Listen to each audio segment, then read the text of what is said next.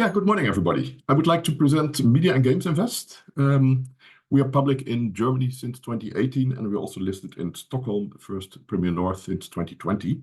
And I would like to guide you through our story. And of course, we have time for questions afterwards. A bit about our market, our mission, our growth drivers, and of course, our financials. In advance, we haven't published our Q4 yet. So this presentation is our Q3 presentation if we look at numbers. Q4 numbers will come on the 29th of February. A bit about shareholdings, just said, listed in Germany, etc., and in Sweden. I'm the CEO and also member of the board, still the largest shareholder of the company. Oaktree is our second largest shareholder, private equity, and we have a lot of other institutionals, but also a lot of private shareholders in the company. Yeah, pretty nice track record. Background, we have been growing all the time. We started with Gamigo. Gamigo was a subsidiary of Axel Springer, German media house, acquired at end of 2012. It was a restructuring case. We restructured it and then built up a strong gaming unit or gaming existence under Gamigo. So we did gaming acquisitions, was mostly buy and build. And from 2018 onwards, when we also did the listing in Germany, we also added the media part, which is advertising, which is, let's say, one of the strongest growth drivers for games, and as such, super important. Where in the beginning, advertising was meant to really support the games. It's now the majority of our business. So we do advertising or we sell ads for our own games, but the majority of our business is for third parties, games, but also non-games. Over 50% of our revenues now is not related to gaming or entertainment. Here you see a nice growth rate, revenue CAGR, EBITDA CAGR. What you also see here is that Q3 year to date, or last 12 months, sorry, is flat basically. While we had very strong organic growth before, we all know that from what was it, mid of 22 onwards, or a little bit earlier already, with the Ukraine war, higher interest rates. The first thing that companies did was saving their marketing budgets. And if your, let's say, majority of the business is advertising, of course, that's where you really feel some pain. Price also went down, but I come to that in a few minutes. What are we talking about? What are we? We are basically, you're all, let's say, on trading on share markets, and we are basically a place to auction ads. So we're connected on the one hand to supply. So at the moment you open a page, be it on a website or be it on a mobile phone, there are ad spaces there. And those ad spaces, while you're opening the page, are being auctioned. And that's the process that we do. So we have to work under 100 milliseconds, big data, very fast, because otherwise you wouldn't see it. So there's a lot of AI involved also here. And on the other hand, we have the advertisers that are offering money for those ads, so-called CPM, so the price per thousand ads. And we try to make the match. And the more data we have, and there our data platform comes in, the more an advertising is willing to pay for a certain ad space, and the more happy you will be with the results afterwards. And we have a lot of data from our games. So there our games portfolio comes in. We have also unique ad spaces from our games.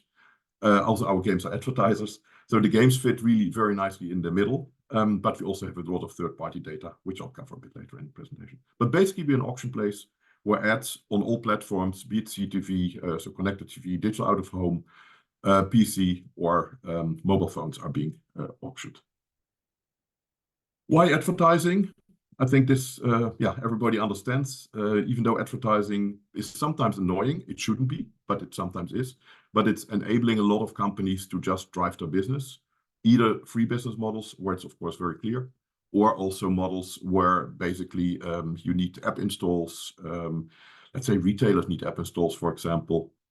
Car companies need app installs.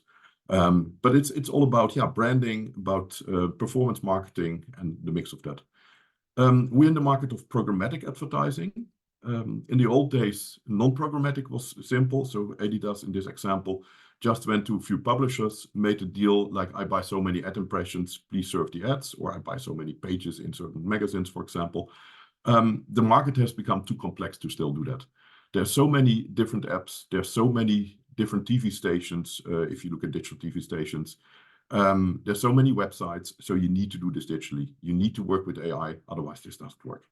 That's the reason we chose for programmatic. Now, looking a bit at the total overall market, I start with the right bottom. The market is growing for advertising. Overall, very nice growth, but an insight. So we're talking about over $1,000 billion global ad market. And if you look into that, the majority of it is programmatic, and programmatic is growing faster than the, let's say, overall advertising market. So we have a market which is basically growing. But, and that's what you see on the left side, the market is also very much linked to the overall economy, to the GDP. And in times where you have an economic crisis, people spend less on advertising. And at the moment you're getting out of a crisis, they start spending more again because they need to protect their market shares. They want to grow, all those things. So that's what we have seen from mid-22 and full, basically, majority of 23, that we saw less demand for advertising. The first thing where a company can save money is cutting its ad budget. After that, they start firing people, for example. But also they have to pick up advertising at a certain point. But at the moment, there's less advertising, and you are in an auction place, then also the prices go down. And that's what you see on the right upper side. We have CPMs, so prices per 1,000 ads, that are up to 30% lower than they were in the years before. And of course, that's something that you need to compensate. If you want to have a flat revenue, you need to already make up for 33% price decrease. That's what we have been doing. If you look here at the, let's say, main KPIs of the business, I start on the left side. We have a net dollar expansion rate that says the customers of a quarter this year. We look back to the quarter before, so the customers from the year before, how much revenue did they do this year? And in Q3 22, we still saw an increase from the customers from Q3 21. But in Q3 23, we saw a decrease of 7% of the customers. So existing customers spending less. If you look at the large customers, the retention rate, so the customers that do over $100,000, we lost 4% of those, some because they went under the $100,000, some others because of concentrations or also because they left. Not a high number, so we're pretty stable here, but a 7% decrease on the revenue from existing customers. How did we cope with that? How did we compensate? We increased our number of total software clients, so that's customers that we have, and we increased the number of ad impressions, as you see here. That's what we had to do to really, let's say, keep revenue at level. I come to that number later. But by that, of course, we also increased our market share. And we're really super proud that in the US, we are for in-app advertising now the #1 party to go to. And in Europe, we're in the top 5. So that's what we accomplished last year. Our mission, make media better. We still think there's so much inefficiency in advertising and media. And we are the ones that really want to help there. A company cannot do everything. So we also focus on, certain areas within the big market of advertising. Everything we do is programmatic, that first. Then we are the leading mobile in-app SSP supply-side platform. So very strong on supply for in-app advertising. A strong and fast growth in CTV, connected TV. That's traditional TV is being replaced by connected TV. Very advanced in data and targeting, and vertically integrated, which means that we can cut out a lot of parties in the chain, and by that become more efficient.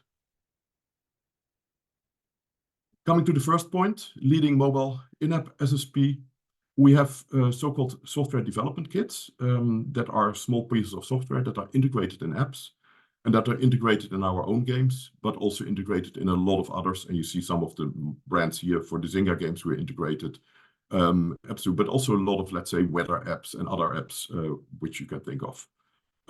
What can we do there? We target. Privacy is super important, of course. We can target with identifiers and without. I cover that in a minute. And the whole targeting is AI powered. I think that's important to mention. We connected to over 85 demand side platforms. That is where the advertisers buy. And we have also our own demand side platforms where we have direct advertisers connected. So that's basically the position that we have. Coming to the market shares. So as already mentioned before, in the US, Verve Group, that's a brand under which we have our advertising, is the #1 on Apple and also on Google Play. And in the in Europe, EMEA, we are runner-up, but not on the top 1 position. 70% of our overall business is in the US of overall revenues. Then on connected TV, here we see a very strong growth, actually. Linear TV, that's the traditional TV, is declining. Connected TV is growing. The US is, much faster on that than basically Europe, but Europe is also picking up. And what we see here on the right side also, that the spend on CTV, especially in the US, is really taking up. Why CTV? Everything is becoming digital, but there's also a lot of additional advantages that you have. You have much better targeting possibilities. You can target people one-to-one. While on linear TV, you have one ad that has to cover the whole viewership. With digital TV, you can cover individually. By that, you get more engagement. You get an ad that fits better to the environment. And it's a fast-growing environment, so it's a growth market. So also that's a reason to really be active and be in there. That's for CTV. What are we doing on CTV? The first thing in this is similar as we build up the in-app space, by just making sure we have a lot of direct supply. So we work with all the major CTV stations in the US.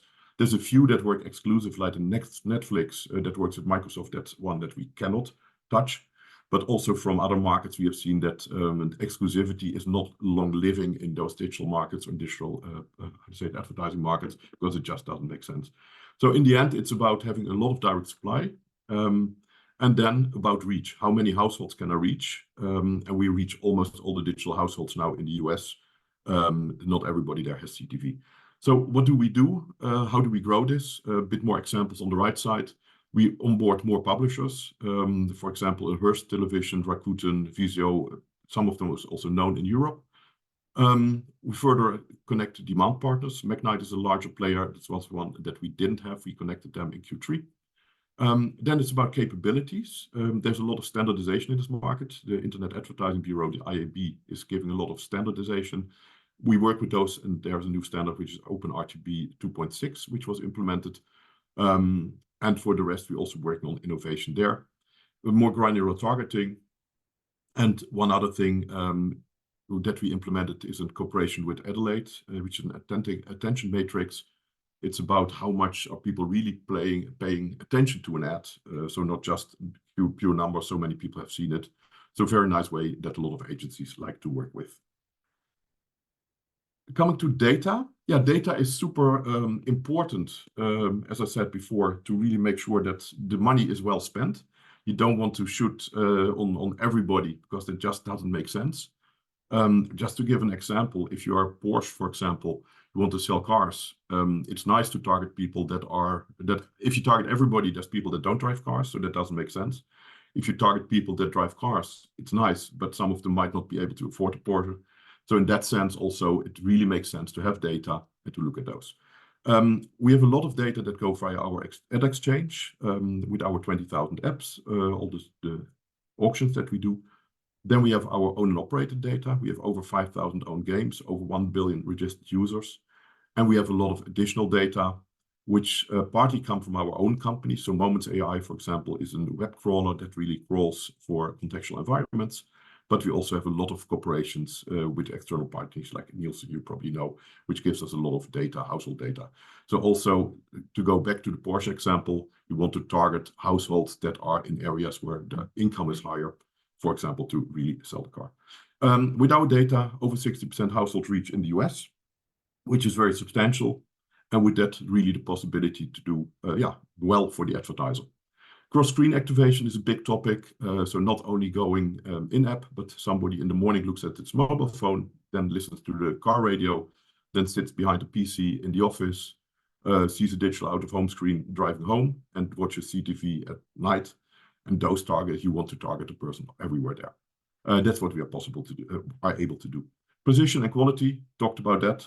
And privacy by default. GDPR in Europe is one of the fast movers there. US is a bit slower, but then we have CCPA. But also Brazil and a lot of other markets have data regulations.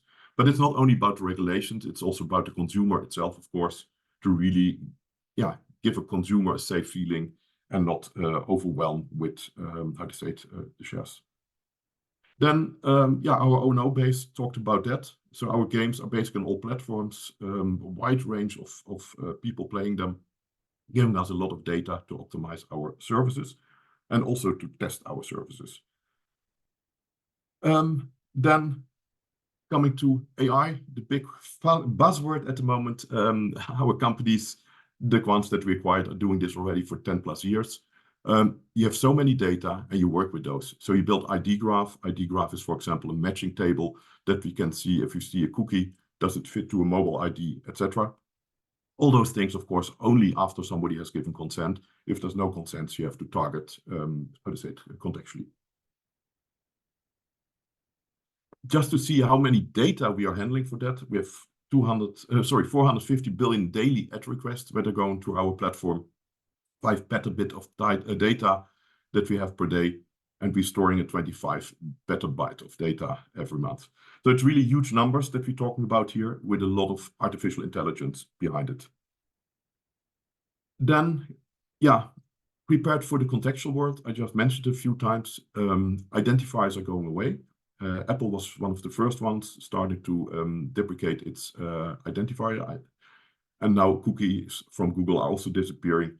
So there is a world where you have less identity possibilities or less tracking possibilities. Also consumers not giving consent, very important part. So you need to track according to context. But there, of course, it's not about just seeing what's on the page, but also where's the person coming from. There's a lot more data behind that than just a simple, I make an ad on a car page, for example. Case study we did, Viaplay is a big TV player in the Nordics. And here we were able to show with an example that also cookies is not perfect, but that with contextual, actually, you can really even reach better results than without that. Vertical, last point of the, let's say, 4 bullets that I had before. The more parties you get out between the advertiser and the publisher, the more efficient it gets, the more transparent it gets, the less people are taking a margin on it. And that's something that we are able to do and where we see more and more advertisers moving to that, and also more publishers, of course, because it's just, more of the value is there for everybody. Then efficiency improvements, cost control, especially in the last year where, let's say, margin or where revenues were under pressure. It's important, of course, also to show as a company that you are cost efficient, that you're flexible on your cost. We did a 10 million annual cost saving program, mostly enabled by integrations. We did over 15 acquisitions for the AdTech. We can integrate platforms, which we have done. We deprecated 2 big platforms last year, and that saves, of course, personnel. And then further efficiency gains, of course, further platform optimizations coming. But we're also investing in innovation and in further platform unification.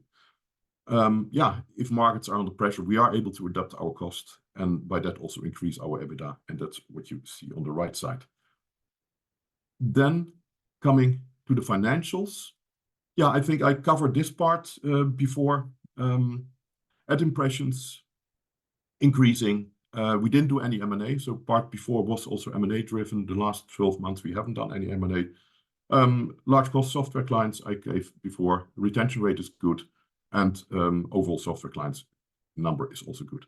So what was the result of that? Because of the price decrease of, let's say, the ads with 25-30%, we're pretty proud that we still were able to do 1% organic revenue growth. While overall we had an 11% decline that had to do also with some games, smaller games, where we decided to disconnect them by the end of the year before. Outlook I gave also already with the Q3 presentation is that in Q4 we really see that budgets are coming back. Also, if you look at companies that already presented their numbers, like Trade Desk, like AppLovin, like also Facebook, for example, you see that advertising budgets are coming back. And as said, we will present our numbers on the 29th of February. With the stable revenue in Q3, we had a good EBITDA margin, good EBIT margin, and a very high cash generation. If you look back again, the Gamigo time, the media, the media and games invest time, we've always been watching our margin, EBITDA margin very much. When we went into the media part, the advertising part, the margin went down from the 30 to 22, respectively 21%. We're back at 30% now. That's also where we intend to keep the margin. We rather invest further in growth than further increasing it here. Yeah, Q4, I say it's coming on the 29th of February. But Q4 is in advertising the biggest quarter also for gaming. And as such, we will see it. But of course, in LTM, the Q4 last year was in our numbers. Operating cash flow, yeah, nice development, except that in the last 12 months, we had some working capital effects. Also, what you see here is we pay more for more interest. We have a 300 million net debt, coming to the leverage in a minute. But of course, interest has become more expensive, or let's say has gone up, and by that we have to pay more. We have hedged 2/3 of our bonds. Nevertheless, we see here 36 million of the LTM versus the 23 million last year. Still a very good cash conversion. CapEx has come down. We invested a lot in acquisitions in the last years. You see that in 23 or LTM 23, there was still some earnouts in there, but hardly any new invest. We have been looking at M&A, but valuations were just too high. And with our leverage also, we have to be super careful, of course. We have also brought down our maintenance CapEx. That has a bit to do with also cutting some of the games end of Q4 last year. Then looking at the EBITDA ratio development, so we are with a leverage of 3.2. We have come down now from the 3.6. Our range where we want to be is between 2 and 3. 3 is what we target for end of the year here. We rather would like to go a bit lower here. But at the moment, of course, our equity also doesn't have a very high valuation. So in that sense, it doesn't make sense to do equity increases. So deleverage needs to come from operations, which we're working on. Yeah, interest coverage ratio on the right side, 2.7, pretty solid. Then our balance sheet, by end of Q3, we took out earnouts. We had 109 million earnouts in there, especially for XINMotion, a gaming company that we acquired, a mobile gaming company. Their performance is lower. They're still growing, but because of lower CPMs, their performance is lower. That means that also we will have to pay less earnouts for them. So we decreased our 109 million to 40 million earnouts, where 25 million to our choice can also be paid in shares if you want. Outlook, guidance. Yeah, we are guiding basically at normalized 22 levels. That is still, as said, the Q3 presentation. But it already indicated Q4 might look a bit better.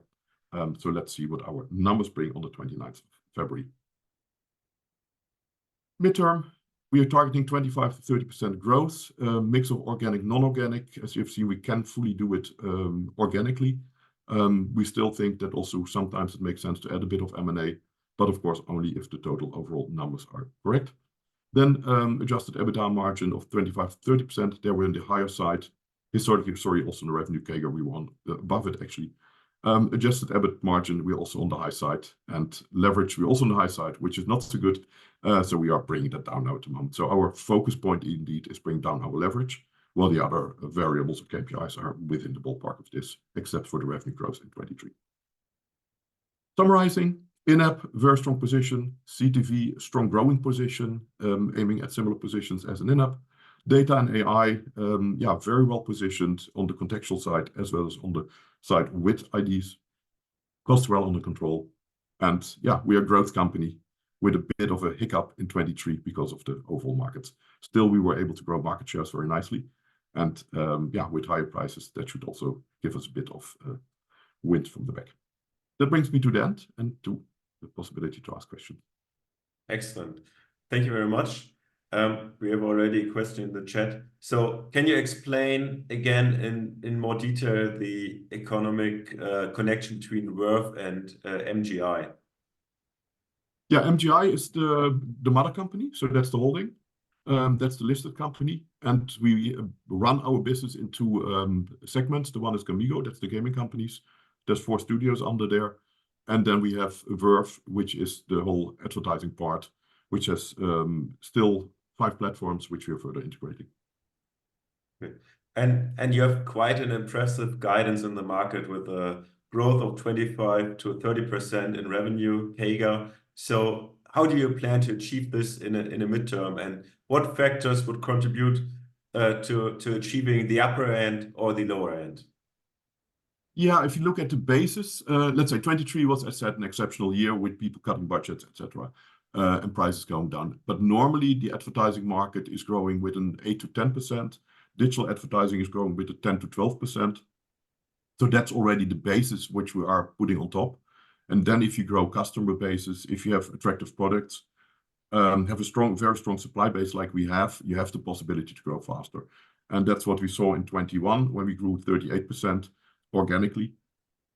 We are able to grow with this kind of numbers organically. And the bigger you get, the more difficult it gets, of course, because then the percentage in absolute numbers becomes bigger. But also, yeah, it's not M&A anymore that drives the growth. That was the first years. But it's really organic growth that we see a lot of possibilities. And we're super strong in the US, but we still have also a lot of things to gain in EMEA, but also in Latin, we're building our position. In APAC, we're building position. So in that sense, there's so much possibility to grow with this company. Another question from a viewer is regarding the liabilities. Could you just explain again, how many liabilities do you have, and maybe talk about the interest rates? Yeah, we have roughly 400 million bonds outstanding, so interest-bearing debt. Out of them, roughly 30 million are due end of this year. And the other part is split roughly 50-50 between end 26 and early 27. So really nicely, let's say, spread bond maturities. We have over 100 million, 110 million to be exact, cash in the bank by end of Q3. So in that sense, also, yeah, the possibility to further maneuver and also to pay back the 30 million that's still outstanding there. We're planning to bring a DEX, so that's a 3.2 times leverage. Yeah, our EBITDA was pretty stable last year. That had to do with, as I said, decreased prices. At the moment, our EBITDA grows, of course, we will very quickly delever on the ratio, but also absolutely because we just have a very positive cash flow. So that's the aim. Nevertheless, we're still also strongly investing in the future. In EdTech, there's a lot of technical possibilities that you have, a lot of innovation possibilities. We have Atom, for example, anonymous targeting on mobile device, which is a very cool product of targeting without identifiers, with AI on device, actually, on the mobile phone. So that's something that we're rolling out. So there's a lot of things that you can do in this market. So it's not about milking the company. It's really about investing in growth while, yeah, watching the how to say it, the main KPIs. So we have 1 minute left. So one last question.